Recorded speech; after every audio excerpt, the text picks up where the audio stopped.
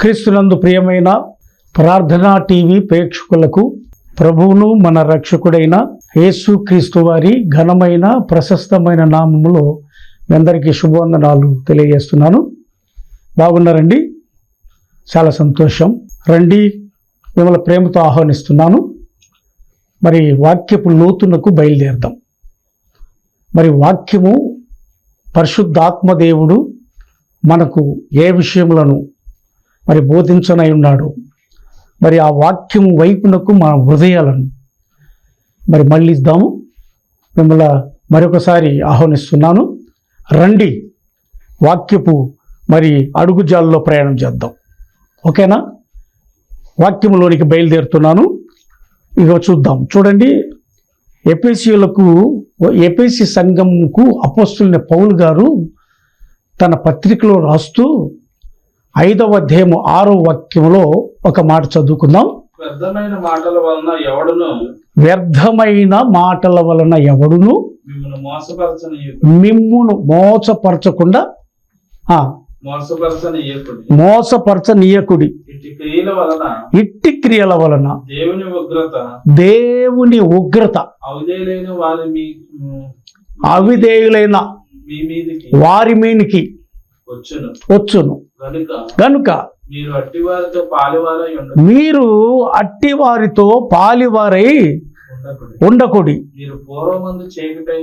మీరు పూర్వమందు చీకటి అయి ఉంటిరి, ఇప్పుడైతే ప్రభునందు ఎలుగై ఉన్నారు.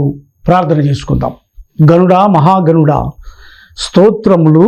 పరిశుద్ధాత్మ దేవుడా, మా మంచి బోధకుడవై కొంత సమయం మాకు బోధించమని, మా హృదయాలు వికసింపచేయమని, సర్వసత్యములను విశదీకరించి పరిశుద్ధాత్మ దేవుడా మాతో మంచి సద్విషయములను మీరు బోధించి మా హృదయాలను పులకరింపచేయమని, వికసింపచేయమని, పరిమళింపచేయమని నజరేయుడైన యేసు నామమున ప్రార్థన చేస్తున్న తండ్రి. ఆమేన్, ఆమేన్, ఆమేన్. మరొకసారి మీ అందరికీ ప్రభు నామమున ప్రత్యేక వందనాలు. రండి ప్రియులారా, రండి ప్రియ సహోదరి సహోదరులారా, వాక్యము వైపునకు మన హృదయములను కేంద్రీకృతం చేద్దాం. పరిశుద్ధాత్మ దేవుడు మనకి ఏమి బోధిస్తాడో, మన హృదయాలతో ఏమి మాట్లాడతాడో, అవన్నీ విషయాల కొరకు మనం అన్వేషణ చేద్దాం. ఇక్కడ అపోస్తలుడైన పౌలు గారు ఎఫెసీ సంఘంకి ఈ ఉత్తరం రాస్తూ ఈ మాటల మకరందాన్ని బయలుపరుస్తున్నాడు. ఏమని బయలుపరుస్తున్నాడు? మనం చదువుకున్న మాటల్లో వ్యర్థమైన మాటల వలన ఎవడును మిమ్మను మోసపరచకుండా చూసుకోవాలి. మనం చూసారా? వ్యర్థమైన మాటలు, మన దేవుని మాటలు తప్ప, మన దేవుని వాక్యము తప్ప, మన దేవునితో రిలేషన్ తప్ప, మన దేవునితో సత్సంబంధము తప్ప మనము ఎట్ట ఉండాలంటున్నాడంటే వ్యర్థమైన మాటలు. ఈ దినములలో చాలామంది ఒక్క మాట మాట్లాడమంటే వ్యర్థమైన 10 మాటలు మాట్లాడుతూ 100 మాటలు కూడా మాట్లాడుతున్నారు. వ్యర్థమైన మాటలు, వాటి వలన ఏమి మంచి జరగదు, కీడు తప్ప మంచి జరగదు. సంఘానికి కానీ, ప్రజలకు కానీ, పరిసర ప్రాంతాలకు కానీ, భూలోకానికి కానీ ఎట్టి పరిస్థితుల్లో మంచి అనేది జరగదు. ఏటి వలనంటే వ్యర్థమైన మాటల వలన. నా ప్రియ సహోదరుడా, సహోదరి, గమనించు వాక్యాన్ని. వ్యర్థమైన మాటలు మనం వింటే కూడా మనం పాడైపోతాం.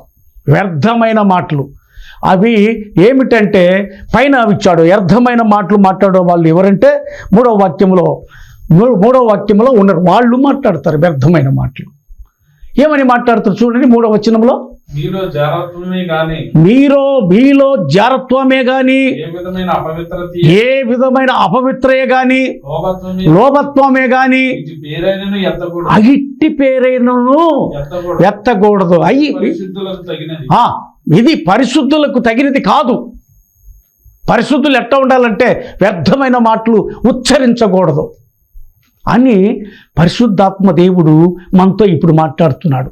ఆ దినములలో ఎఫెసీ సంఘముతో ముఖాముఖిగా పౌలు గారు, ఆ ఎడిషనల్ అపోస్తులైన పౌలు గారు మాట్లాడిన మాట ఈ దినమున మనతో పరిశుద్ధాత్మ దేవుడు మాట్లాడుతున్నాడు. మీలో ఎవరున్నారంట? మనలో మీలో జారత్వమే గాని, ఏ విధమైన అపవిత్రయే గాని, లోభత్వమే గాని వీటి పేరైనను ఎత్తకూడదు. అర్థమైన మాటలు. ఏం చెప్తున్నాం మనము? అర్థం చేసుకోవాలి, వాక్యాన్ని గమనించాలా. మనం ఎప్పుడైతే వాక్యాన్ని గమనిస్తామో పరిశుద్ధాత్మ దేవుడు మనకు సర్వసత్యములను బోధిస్తాడు. అది విషయం. మనం వ్యర్థమైన మాటలు మన నోట వస్తున్నాయంటే మనలో ఏముందని అర్థం చేసుకోవాలి. మనం జాగ్రత్తను మనము ఉందని అర్థం చేసుకోవాలి. మనలో చాలా జాగ్రత్తమే కానీ, వ్యభిచారమే కానీ, పోకిరితనమే కానీ ఈ చేష్టలు ఉంటేనే వ్యర్థమైన మాటలు మన నోటితో మాట్లాడతాం. వ్యర్థమైన మాటలు తెలుసా? వ్యర్థమైన మాటలు మన నోటితో ఉచ్చరించకూడదు. కింద వచ్చిన చదివితే కృతజ్ఞత వచనమే మీరు ఉచ్చరింపవలెను గాని మీరు భూతులైనను, పోకిరి మాటలైనను, సరస్వక్తులైనను ఉచ్చరింపకూడదు. ఇవి మీకు తగవు. కొటేషన్. దేవుడి పిల్లలకి ఇవన్నీ తెలుసుకోవాలి అని అపోస్తలుడైన పౌలు గారు ఈ మాటలను విశదీకరించాడు. ఇప్పుడు పరిశుద్ధాత్మ దేవుడు మనతో మాట్లాడుతున్నాడు, మనకు బోధిస్తున్నాడు. ఈ స్థితిగతులు ఉంటే సర్దుబాటు చేసుకోండి. ఈ వ్యర్థమైన మాటలు, ఆ మాటలలో దోషం ఉంటుంది, ఆ అపవిత్రత ఉంటుంది. ఆ దోషము, అపవిత్రత పరిశుద్ధులకు తగిన లక్షణం, తగినది కాదు. ఎంత శ్రేష్టమైన మాటలను ఉచ్చరిస్తున్నాడో తెలుసా సంఘానికి? పరిశుద్ధాత్మ దేవుడు సంఘంతో మాట్లాడే ఈ మాటల మకరందం ప్రతి ఒక్క వ్యక్తికి అవసరం ఈ దినాలలో. ప్రతి ఒక్క వ్యక్తికి అవసరము ఈ దినాలలో. ప్రియ సంఘమా, నా ప్రియ నేస్తమా, ఈ విషయంలో మనం గమనించినట్లయితే ఐదవ అధ్యాయము 1వ వాక్యంలోనే మనం చదువుకుంటే, కావున మీరు ప్రియులైన పిల్లల వలె దేవుని పోలి నడుచుకొనుడి. మన నడక ఎలా ఉండాలంటే దేవుని పోలి ఉండాలి. అందుకే అపోస్తలుడైన పౌలు గారు మాట్లాడుతుంటాడు, నేను క్రీస్తును పోలి నడిచిన ప్రకారము మీరు నన్ను పోలి నడవండి అంటాడు. చూసారా? ఆయన క్రీస్తును పోలి నడుస్తున్నాడు, ఆయన పోలి నడవమంటున్నాడు. క్రీస్తును పోలి నడుస్తున్నాడట. మనము కూడా పరిశుద్ధులకు మాదిరిగా మనం ప్రయాణం చేయాలి. క్రీస్తు మిమ్మల్ని ప్రేమించి పరిమళ వాసనగా ఉండుటకు మన కొరకు తన్ను తాను దేవునికి అర్పణగాను బలిగాను అప్పగించుకొనెను. మన కొరకు, మనముల పరిమళ వాసనగా తయారు చేయటానికి, పరిశుద్ధులుగా తయారు చేయటానికి, పాప పంకిలం నుంచి విడుదల చేయటానికి తన్ను తాను అప్పగించుకొనెను. చూసారా? తన్ను తాను అప్పగించుకొనెను. ఎవరు ఆయన ఏం చేయలేదు, చేయజాలరు కూడా. ఆయన దేవుని యొక్క చొత్తు, దేవుని యొక్క చొత్తు. ప్రియనేస్తమా, ప్రియ సంఘమా, మనం ఇక్కడ పరిశీలించినట్టయితే మనము దేవుని సొత్తు. మన కొరకు తను తాను దేవునికి అర్పణగాను బలిగాను అర్పించుకొనేను, అప్పగించుకొనేను. చాలా శ్రేష్టమైన మాటలు దేవుడు మనకు బోధిస్తూ ఉన్నాడండి. ఇక్కడ 7వ వాక్యాన్ని మనం చదువుకుంటే, ఎవరితో పాలివారంటే 5వ వాక్యం మనము చదువుకున్న చూసావా? 3వ వాక్యంలో ఉన్న వారితో మనం ఎట్టి పరిస్థితుల్లో పాలివారి, మీలో జారత్వమే గాని, ఏ విధమైన అపవిత్రతే గాని, లోభత్వమే గాని మీరు ఎత్తకూడదు.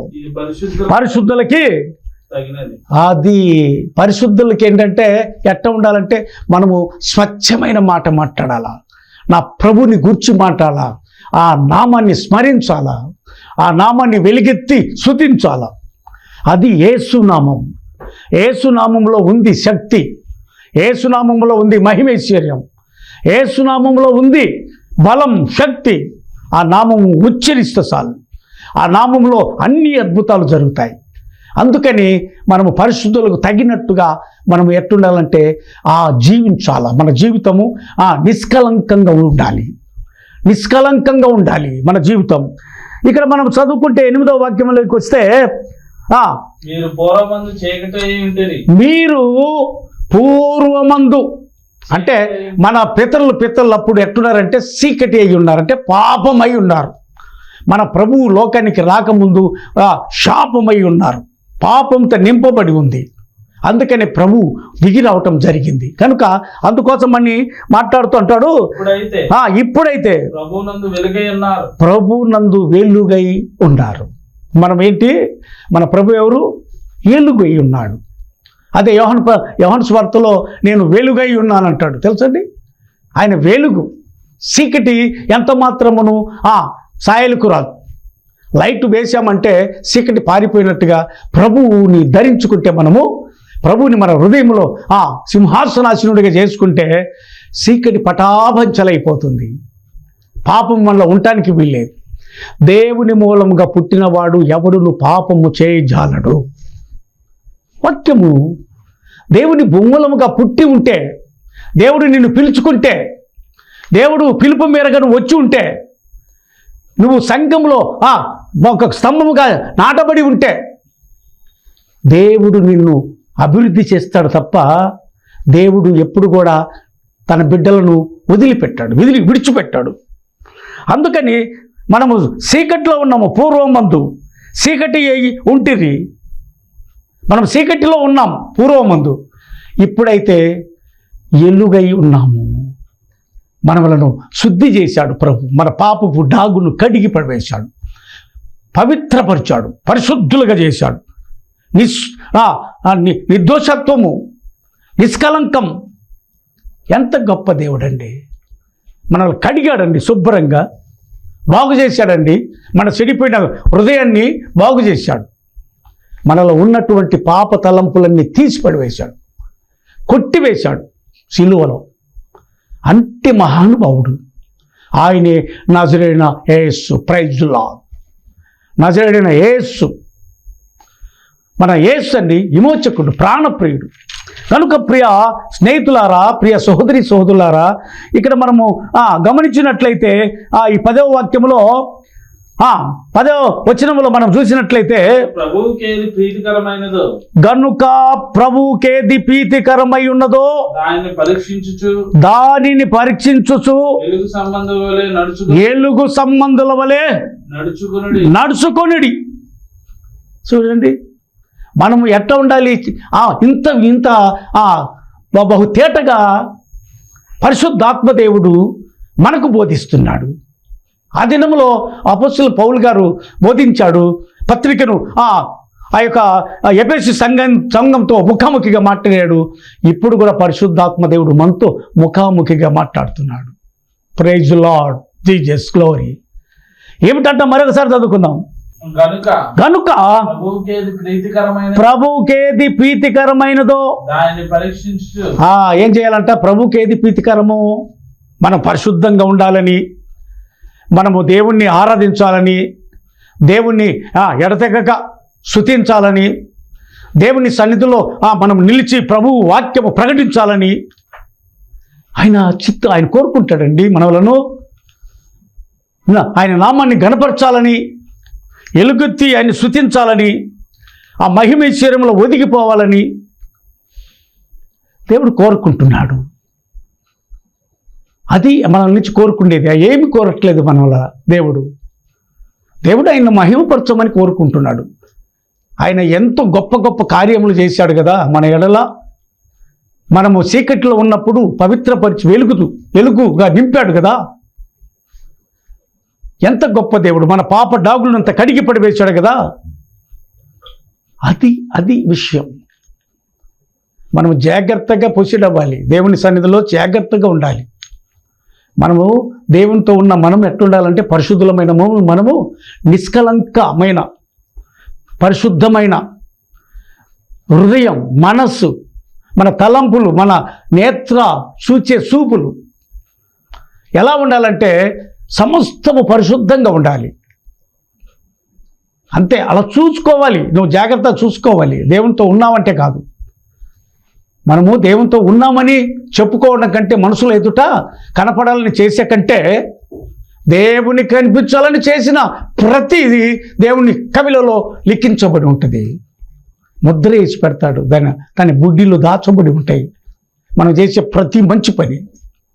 అందుకనే ఆయన అంటాడు, చూడండి 14వ వాక్యంలోకి వస్తే, అందుచేత నిద్రించుచున్న నీవు ఒకవేళ ఇవన్నీ చేయకుండా నువ్వు చేస్తున్నట్టుగా కనిపిస్తూ నువ్వు నిద్రమత్తులో ఉండి దేవుడు ఏం చూడట్లేదులే అనుకుంటే అది నేరం.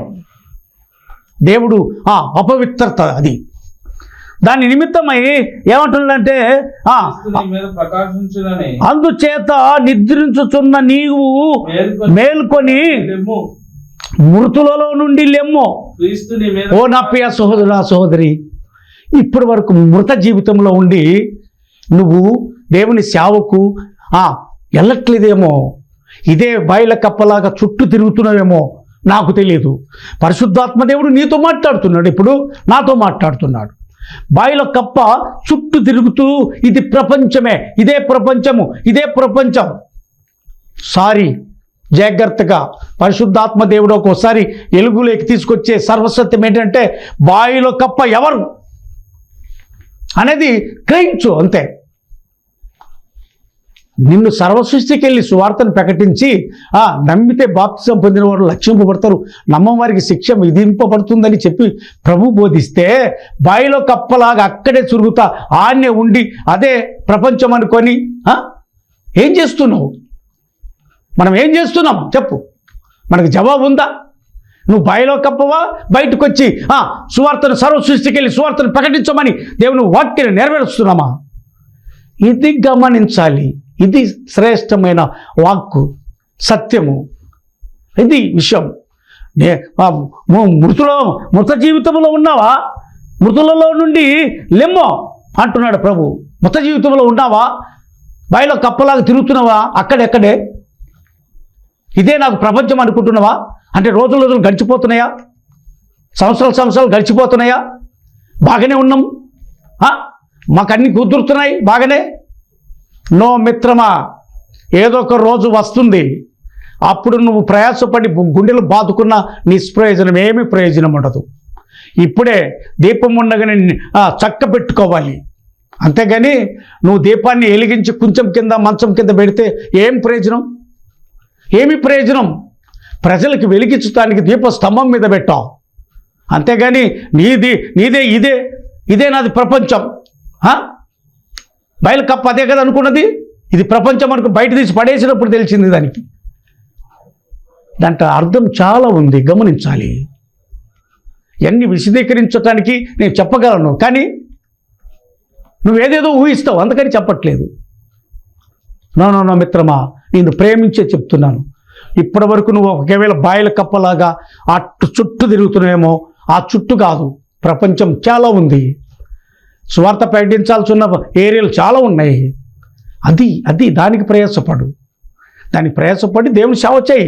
నేను సేవకుణ్ణి అని గుండె మీద చేసుకొని నువ్వు చెప్తావు. అప్పుడు బయలు కప్పలాగా చుట్టూ తిరుగుతూ నువ్వు సేవకుణ్ణి అని చెప్పుకుంటే ఎట్లా నువ్వు? ఇవన్నీ అర్థం చేసుకోవాలా. బతిమలాడి చెప్తున్నాడు పరిశుద్ధాత్మ దేవుడు మిమ్మలను. కనుక ఏదో ఇదని తునీకరించక, ఒకసారి ఉంటాయి, ఒకసారి స్మరణకు వస్తుంది ఇది, అరే అని చెప్పిన మాటలు వినకపోయానని అక్కడ దాకా తెచ్చుకోకూడదు.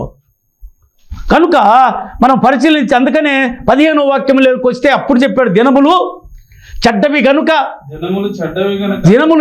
గనుక మీరు సమయమును పోనీయకుండా సద్వినియోగం చేసుకొనుచు అజ్ఞానుల వలె కాక జ్ఞానుల వలె నడుచుకొనుడే. జాగ్రత్తగా చూసుకోవాల్సిన బాధ్యత మందే. మనకన్నీ ఇచ్చాడు దేవుడు, సమస్తం ఇచ్చాడు, జ్ఞాన వివేచన సమస్తం ఇచ్చాడు. ఆత్మ స్పిరిట్ ప్రజ్వలింపబడతాడు చేశాడు, పరిశుద్ధాత్మ నడిపింపులోనికి తీసుకొచ్చాడు మనలా. మరి ఇంక అజ్ఞానంలో వరే ఉంటే ఎట్లాగా?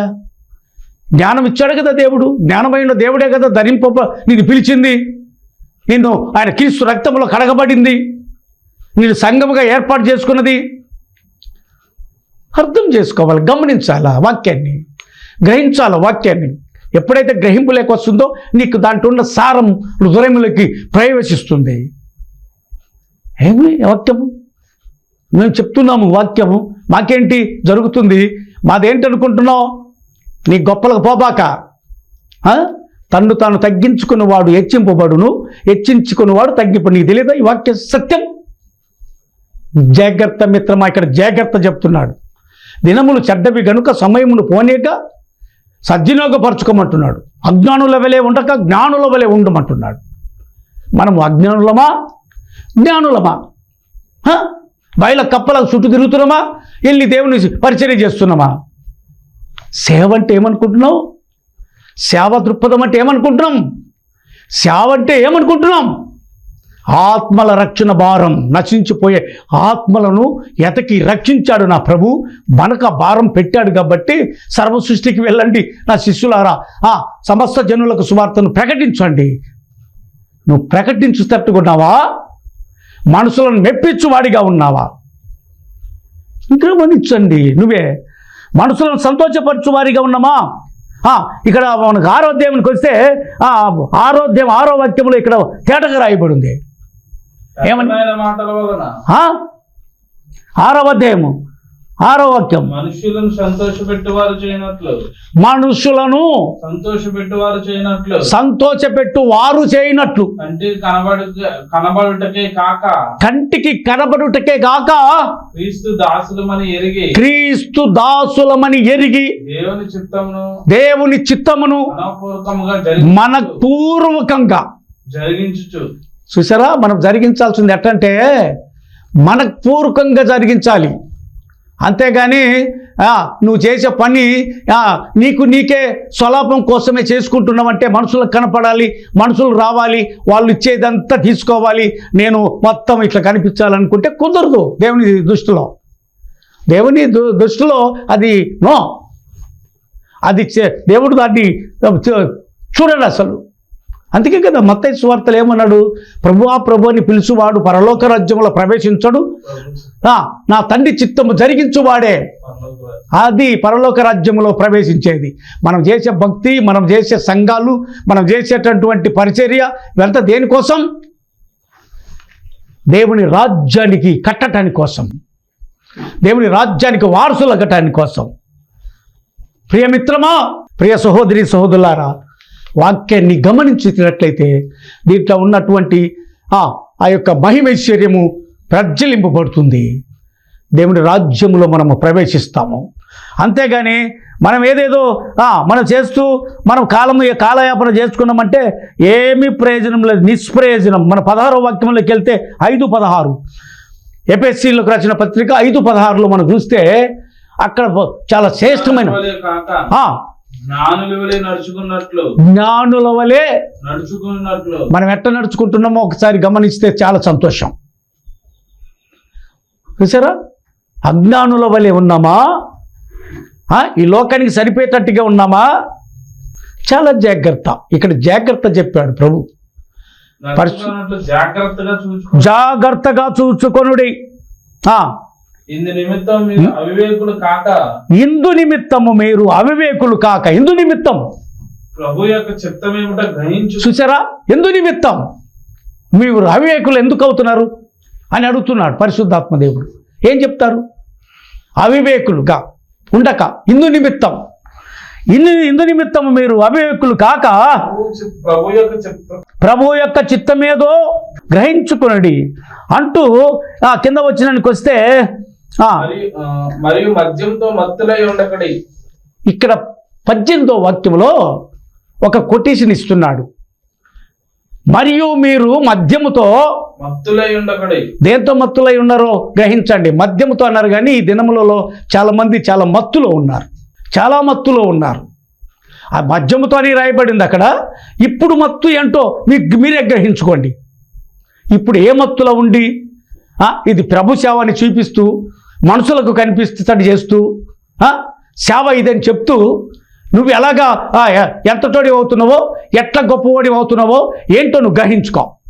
కనుక ప్రియ దేవుని బిడ్డలారా, నా ప్రియ సహోదరి సోదరులారా, నా ప్రియ స్నేహితులారా, మిమ్మల్ని బతిమలాడి పరిశుద్ధాత్మ దేవుడు మీతో బోధిస్తున్నాడు, మనతో ప్రకటిస్తున్నాడు. ఇప్పుడైనా నువ్వు మత్తులో ఉండక, దానిలో దుర్వ్యాపారము కలదు. అది ఇప్పుడు మత్తులో ఉండి నువ్వు దుర్వ్యాపారము చేస్తున్నావు. అది ఇక్కడ కొటేషన్. ఇక్కడ వాక్యముల సత్యము, సర్వసత్యము ఏంటంటే వాస్తవంగా నువ్వు మత్తులో ఉన్నావు తెలుసా. ఆ మత్తులో ఉండి దుర్వ్యాపారం చేస్తున్నావు కదా. కదా, దుర్వ్యాపారం కదా. ధనవంతుడు సూది బెద్దముల దూరత సులభం. ఇది ఏమన్నాడు వాక్యములో? ధనవంతుడు ఒంటె సూది బెద్దముల దూరత సులువు, ధనవంతుడు పరలోక రాజ్యం చేరుట కంటే. వాక్యం మర్చిపోను, నేను చెప్తున్నాను వాస్తవం ఇది. నువ్వు దానికోసం ప్రయాసపడుతున్నావు కదా. ఎట్లా చెప్పండి. కనుక ఇక్కడ మనం చదువుకున్నట్లయితే ఇక 19వ వాక్యం, ఒకరినొకడు కీర్తనలతోను ఏం చేయాలి మనము? ఒకరినొకరము ఏం చేయాలంటే దేవుని స్తుతించుటలో, కీర్తనలతోను, సంగీతముతోను, ఆత్మ సంబంధమైన పాటలతోను. చూసారా, మనం ఏం చేయాలి? ఆత్మ సంబంధమైన విషయములను చేయాలి. కనుక మనం హెచ్చరించాలి. మీ హృదయములలో ప్రభువును గురించి పాడుచు, మన హృదయములలో ఎప్పుడు దేవుని పాడుతూ స్తుతిస్తూ కృతజ్ఞతా స్తుతులు చెల్లించాలి. మనము ప్రభు అయిన యేసుక్రీస్తు పేరట సమస్తమును గూర్చి తండ్రి అయిన దేవునికి ఎల్లప్పుడూ కృతజ్ఞతా స్తుతులు చెల్లించుచు క్రీస్తునందలి భయముతో ఒకరికొకరు లోబడి ఉండుడి. ఇది ప్రేమ, అగాప ప్రేమ, దేవుని ప్రేమ. అట్టి కృప, అట్టి మహిమేశ్వరము దేవుడు మనందరికీ దయచేయనుగాక. ప్రార్థన చేసుకుందాం. తల్లు వంచండి. మహాగణుడమైన పరిశుద్ధుడమైన తండ్రి, మమ్మల్ని మిక్కిలిగా ప్రేమిస్తున్న దేవ స్తోత్రములు స్తోత్రములు స్తోత్రములు, కృతజ్ఞత స్తుతులు చెల్లిస్తున్నాను. ఈ వాక్యములో సత్యము ప్రభువా నాయన ప్రతి ఒక్క హృదయం తాకటానికి కృప దయచండి. ఈ వాక్యమున్న ప్రతి బిడ్డను మీరు ఆయుత్తపరచండి. నీ రాజ్య వ్యాప్తికై, పరలోక రాజ్య వ్యాప్తికై సిద్ధం చేయండి. ఒకరికొకరు మోసపోకుండా ప్రభువా నీ అందు భయభక్తులు కలిగి జీవించే భాగ్యం దయచేయమని ఈ వాక్యములో ఉన్న సత్యమునైనా మీరు విశదీకరించినందుకు కృతజ్ఞతలు, నీ ఆత్మతో నింపినందుకు కృతజ్ఞతలు. నాయన ఈ వాక్యములో ఉన్న ప్రతి మాట నాయన ప్రజలకి నాయన ఉపయోగపడి వారి హృదయాలు తెరువబడి నీ వైపు తిరిగే భాగ్యం దయచేయమని, నీ రాజ్య వారసులుగా వారిని తీర్చిదిద్దామని యేసు నామములో ప్రార్థన చేస్తున్నాను తండ్రి. ఆమేన్, ఆమేన్, ఆమేన్. మన తండ్రి అయిన దేవుని నుండి, కుమారుడైన యేసుక్రీస్తు ప్రభుల వారి నుండి, పరిశుద్ధాత్మ దేవుని అన్యోన్య సహవాసము సన్నిధి మనకును సకల పరిశుద్ధులకును సదాకాలము తోడై ఉండునుగాక. ఆమేన్, ఆమేన్, ఆమేన్. గాడ్ బ్లెస్ ఇవ్వండి. మరి ఒకసారి మీ అందరికీ వందనాలు. Praise the lord.